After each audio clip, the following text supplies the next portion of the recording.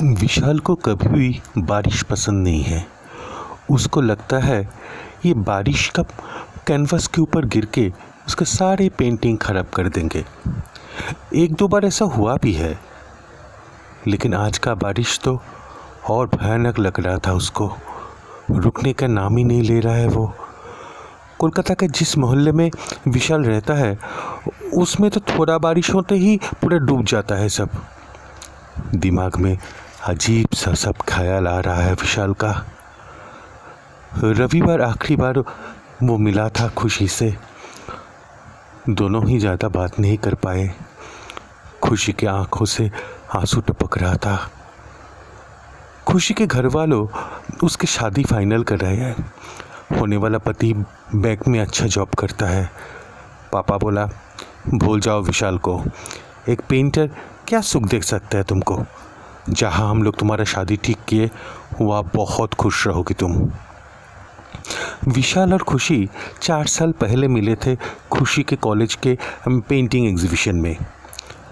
विशाल का एक पेंटिंग के सामने बहुत देर तक खुशी खड़ी थी और ये नोटिस करके विशाल सामने जाके बोला था, इस पेंटिंग में मैं हेल और हेवन का डिफरेंस दिखाने का कोशिश किया।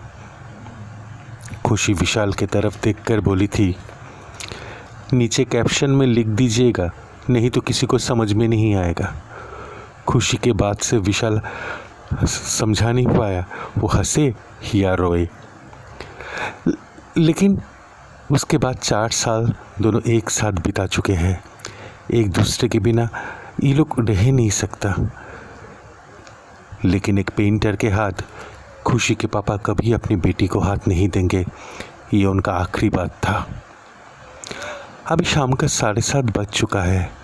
बारिश रुकने का नाम ही नहीं ले रहा है। ऊपर से लाइन भी नहीं है। मंजू दीदी कैंडल जला कर रखे गई है रूम में। विशाल खिड़की के सामने खड़ा था। अगले हफ्ता खुशी का एंगेजमेंट है और अगले महीने शादी। दादा बाबू, मंजू दीदी के बुलाने से विशाल उनके तरफ घूम के देखा। रात का खाना बना दिए, अब मैं घर जाऊंगी। आपका छतरी ले जाऊं? कल सुबह ही वापस लेकर आऊंगी। हाँ, ले जाओ, विशाल ने बोला। अकेला, बिल्कुल अकेला घर में खिड़की के सामने खड़ा था विशाल। मन में अजीब सा सब ख्याल आ रहा है। खुशी के बिना ये जिंदगी कैसे जिएगा वो। इससे तो अच्छा है। खुशी बोली थी, तुम शादी कर लेना विशाल।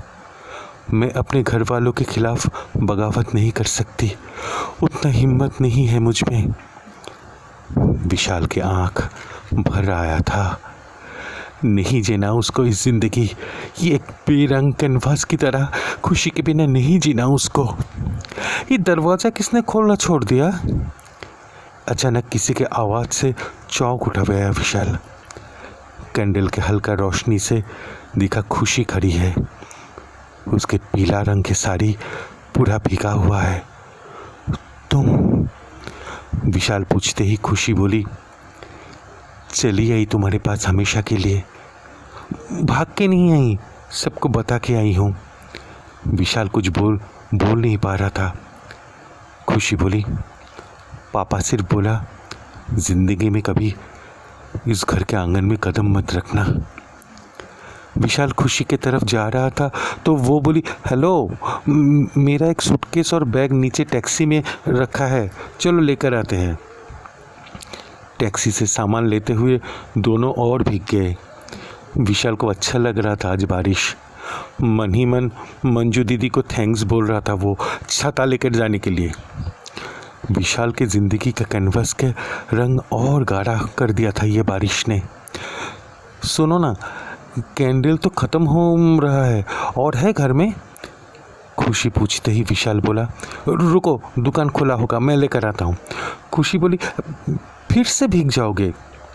दरवाजे के सामने विशाल जाकर फिर घूम के खुशी की तरफ देखकर बोला, ऐसा बारिश में बार बार भीगना अच्छा लगता है। ये बारिश आज मेरे लिए खुशी जो लेकर आया है